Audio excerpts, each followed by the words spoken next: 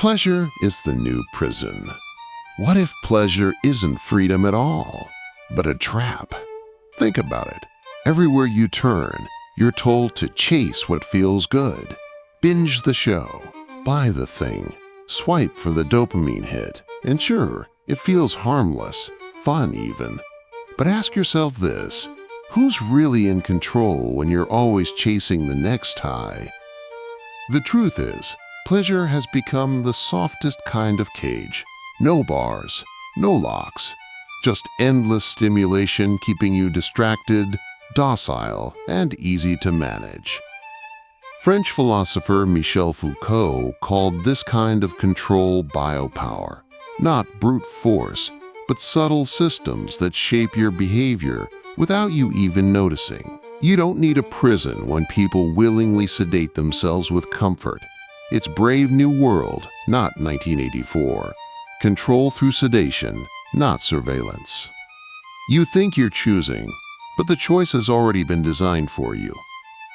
And here's the kicker. The more you rely on pleasure to feel okay, the more anxious and empty you get when it's gone. That's not happiness. That's dependency. Ever wonder why scrolling your feed for hours somehow leaves you more drained? It's because you're being fed just enough to keep you hooked. But never full. You might think, hey, I'm just enjoying life. But are you? Or are you numbing out to avoid something deeper? What are you not feeling, not facing? Because it's easier to scroll, snack, and self-soothe. See, real freedom, actual liberation, isn't found in the constant pursuit of pleasure. It's found in the willingness to be uncomfortable, to confront the silence, the boredom, the ache. And that brings us to a harder truth. What happens when we stop running from discomfort and listen to what it's trying to tell us? Let's go there next.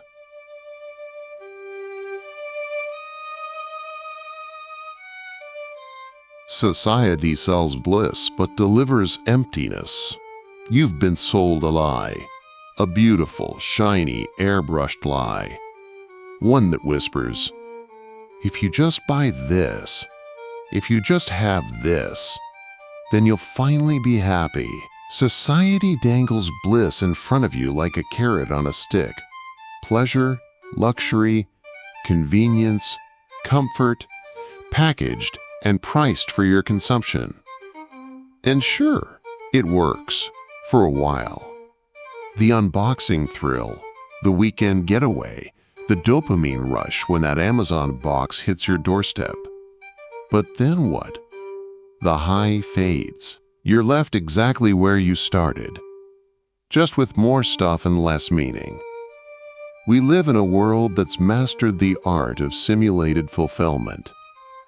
Our culture is like a vending machine full of sugar, easy access, instant gratification, zero nourishment. And the irony? The more we consume, the more empty we feel. It's like drinking salt water when you're dying of thirst. It looks like it should satisfy, but it only makes the ache worse. Philosopher Herbert Marcuse saw this coming back in the 1960s. He warned about what he called repressive desublimation, a fancy term for how modern capitalism gives us just enough pleasure to keep us quiet and compliant, without offering any real liberation. We're offered comfort instead of meaning, distraction instead of depth. And here's the wild part. Most people don't even realize it's happening. Because the trap doesn't feel like a trap. It feels like Netflix and same-day shipping and a perfect cup of coffee. It feels normal, safe. But somewhere inside, that gnawing sense that something's missing. That question that creeps in late at night. Is this it? You were meant for more than passive consumption. More than chasing little moments of pleasure just to escape the weight of an unexamined life. Fulfillment doesn't come from what you have. It comes from what you face.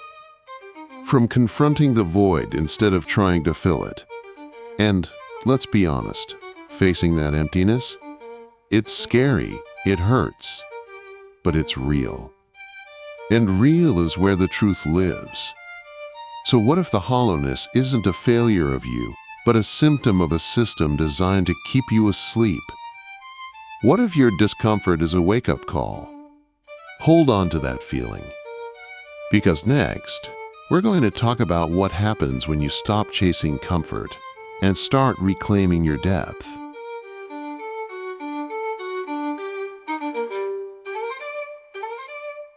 From soma to screens, Huxley was right. Back in 1932, Aldous Huxley warned us. Brave New World painted a future where people didn't need to be oppressed with fear. They were controlled with pleasure. No wars, no prisons. Just a drug called soma, endless entertainment, and a population too blissed out to question anything. At the time, it felt like science fiction. Now, it reads like a prophecy.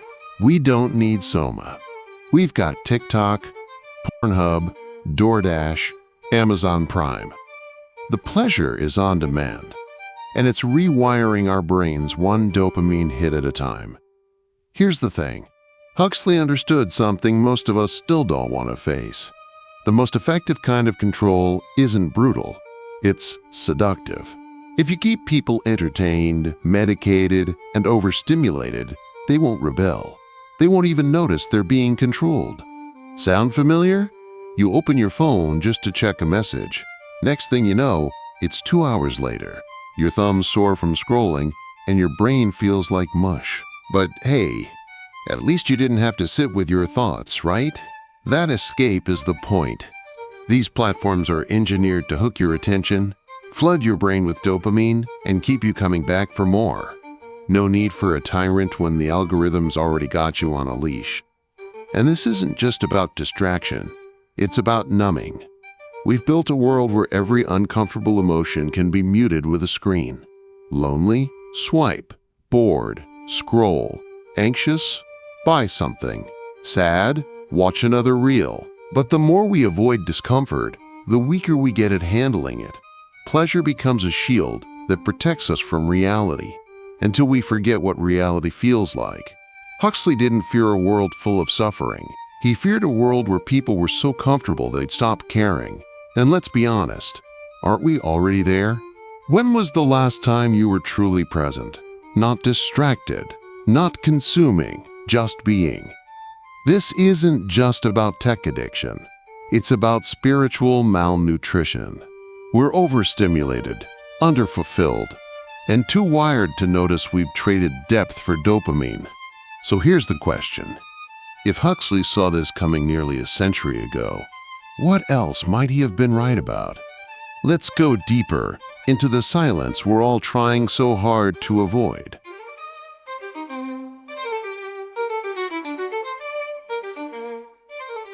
Nietzsche and Jung warned us early. Nietzsche saw it coming, long before the screens, the likes, the dopamine loops. In Thus Spoke Zarathustra, he warned us about the last man, a creature of comfort who avoids risk, avoids pain, avoids depth. The last man doesn't dream or strive. He just wants to be safe, cozy, numb. We invented happiness, he says with a smirk, and it's the saddest kind of happiness you can imagine. No real highs, no crushing lows. Just a gray, lukewarm existence where nothing hurts and nothing matters. Sound familiar? That's us. We're living in Nietzsche's nightmare. A culture so terrified of discomfort that it medicates every ache, scrolls past every moment of boredom, and avoids silence like it's a threat. But here's the truth Nietzsche knew, and most people don't want to hear. Suffering is necessary, not for its own sake, but because it cracks us open. It makes us feel. It forces us to grow. Without struggle, without chaos, you don't get strength. You get sedation. Carl Jung took this even further. He said every person has a shadow, the dark, rejected parts of the self we refuse to acknowledge. And the more we repress that shadow, the more we run from it, the stronger it becomes. Jung didn't see suffering as the enemy.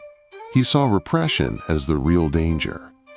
Because when you bury your pain, your fear, your rage, you don't eliminate it. You just hand it the keys to your unconscious. That's when life starts to feel meaningless, hollow, because you've lost contact with who you really are. By constantly chasing pleasure and avoiding discomfort, we cut ourselves off from the very things that make us human. Grief, longing, anger, doubt, awe. These aren't flaws to be fixed. They're gateways, signals, invitations to descend into the self and come back changed. You don't become powerful by feeling good all the time. You become powerful by facing what terrifies you, by meeting your shadow in the dark and saying, "I see you." That's where real transformation begins. Not in comfort, but in confrontation. So ask yourself, what part of you have you been avoiding?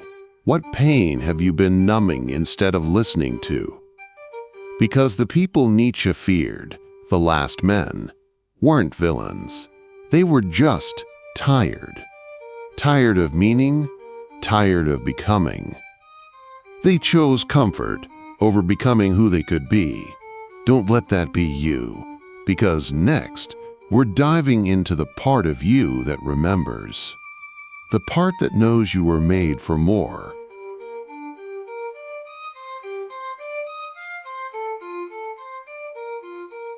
Pleasure isn't purpose. It's pacification. We've been taught that if something feels good, it must be right.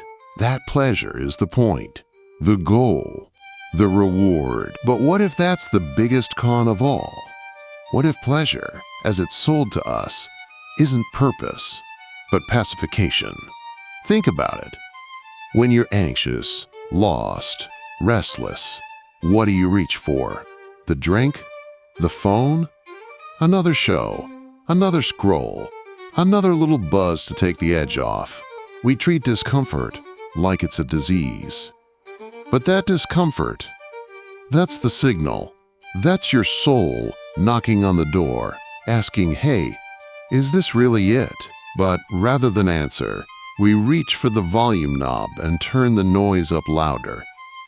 Here's the harsh truth.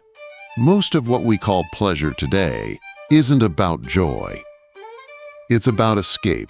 It's about filling the silence, numbing the ache, avoiding the mirror. Because when things go quiet, that's when the existential anxiety creeps in. That sense of, why am I here? What's the point of any of this? And instead of wrestling with that, which would take courage and time and depth, we run straight into the arms of comfort. And comfort kills. Not quickly, not loudly, but slowly and softly. It dulls your edges. It sands down your individuality. It lulls you into sameness, into passivity, into a life that never quite hurts, but never matters either. That's the real cost of chasing comfort above all else. You lose your fire. You trade your purpose for peace and quiet. You forget what it means to want something with your whole being. Because purpose, that's a whole different animal. Purpose demands sacrifice. It drags you into pain. It asks you to risk failure, rejection, ridicule. But it also gives your suffering shape. It gives your struggle meaning, and no amount of pleasure can ever replace that. Pleasure without purpose is like eating sugar for every meal. Tastes good in the moment, but it leaves you weak, sick, starving for something real, something solid. You don't need more pleasure. You need a reason. And you have one. Buried under the distractions, beneath the surface-level cravings, there's something deeper calling you. A hunger not just to feel good, but to become something real. To live a life that means something. So ask yourself, are you truly living or just managing your mood? Next, we'll explore what it means to reawaken that fire. To stop numbing and start becoming. Because You weren't made to be comfortable. You were made to change the world.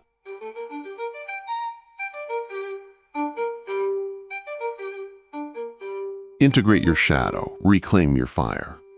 You've been told to be good, to be polite, likable, easy to digest. Keep your anger tucked away. Don't show jealousy. Don't speak too loud. Don't want too much. And so, over time, you bury things. Desires, fears, instincts. All the messy, raw parts of you that don't fit the mold. But here's what no one tells you. What you bury doesn't disappear. It festers. That's your shadow. Carl Jung called the shadow the part of ourselves we reject. The primal, emotional, uncomfortable truths we don't want to see. And the more we deny it, the more power it holds over us. You think you're in control, but it's the shadow that's pulling the strings. It shows up in self-sabotage, in your addictions, in your fear of speaking up. You're not weak. You're fragmented. So what do? You integrate. You face the shadow, not to destroy it, but to reclaim it. That's shadow work. And it's not a one-time thing. It's a daily reckoning. A conversation with the parts of you you've been running from.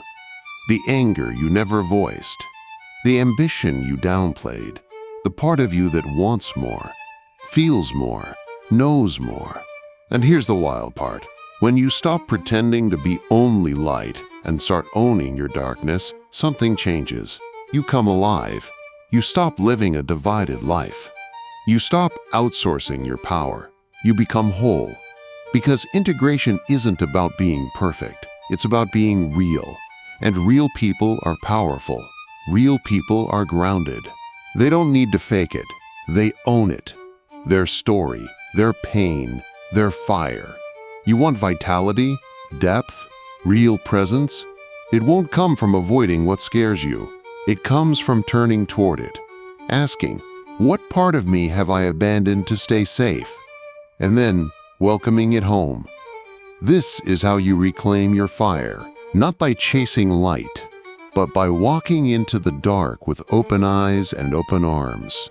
And when you do, you don't just feel more alive, you become dangerous in the best possible way, untamed, awake, free. Next, let's talk about where that fire leads, because once you've met your shadow, it's time to create something with it.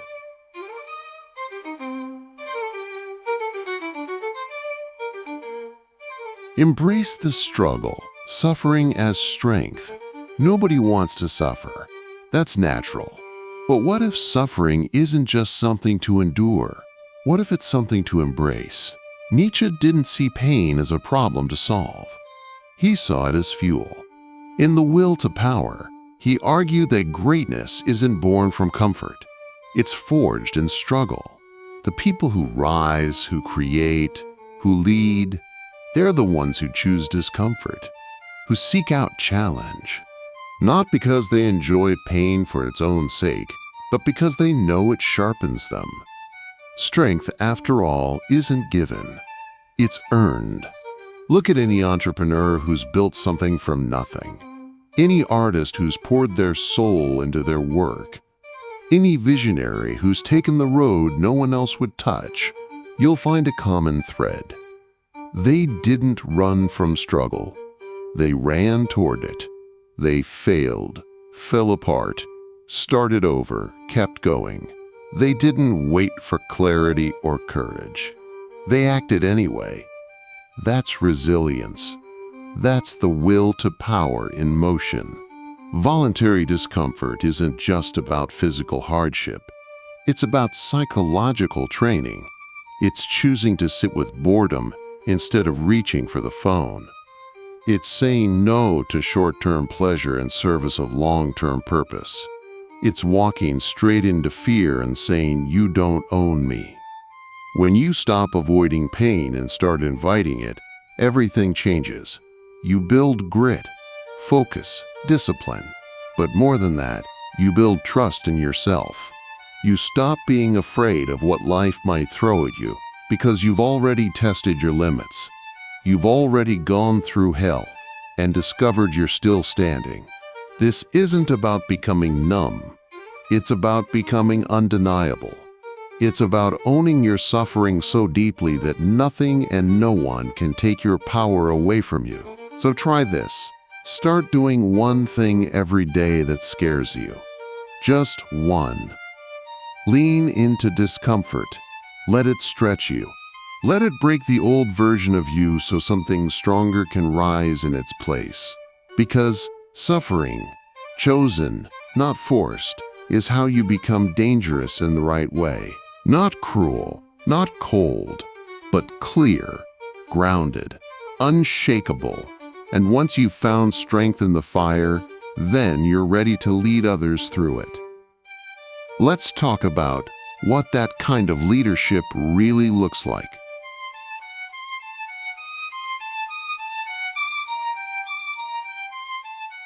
You weren't made to be numb. You weren't made to drift through life chasing tiny hits of dopamine while your soul withers in the background. That's not living, that's sedation. And deep down, you know it. You feel it every time you scroll past something that should have moved you, but didn't. Every time you laugh at something dumb online, only to feel emptier after. Every time you buy, binge, click, or consume, thinking it'll fill the void, but it never does. That emptiness isn't a flaw, it's a signal. It's your inner self screaming, "Wake up." Because you were made for more than comfort. You were made for conquest. For meaning, for the kind of life that leaves scars and stories. Reclaim your suffering, not as a curse, but as a tool. Use it to build, to forge, to grow. Let pain become your teacher, not your enemy. Every moment of discomfort you choose, whether it's waking up earlier, setting boundaries, speaking a truth you're afraid to voice, is a moment you take your power back. Reject the lie that fulfillment comes from ease. It doesn't, it comes from mastery. Of your time, your attention, your instincts, your fear. That's how you dominate your reality. Not by escaping it, but by facing it head on. You want peace? Earn it. You want depth? Dig for it.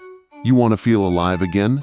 Then stop numbing and start choosing, because your life isn't going to mean something by accident. It only happens when you decide to mean something. So stop waiting for permission. Stop outsourcing your purpose. Your fire is already in you. You don't need more pleasure. You need a path. And the first step? Choose to feel everything. Even the hard stuff, especially the hard stuff.